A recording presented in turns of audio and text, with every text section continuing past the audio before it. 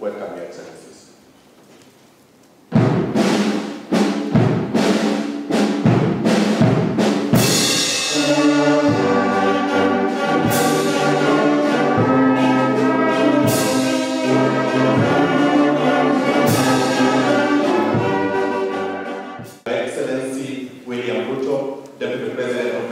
Infrastructure and industrial expansion in our region.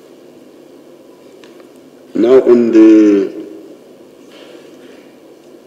this line going to Kigali, to Mirama Hill, which delayed and frustrated our brothers and sisters in Rwanda. They say now they are threatening now to finish it. They say it is now 75% finished. It seems it's going to be finished now. But I'm happy that Rwanda already have a solution. They have enough electricity inside. So maybe this will help in the future. I wish to note that since our last meeting, we have made good progress in furthering our development agenda as a region. Our respective governments have been implementing various projects that are at different stages of completion.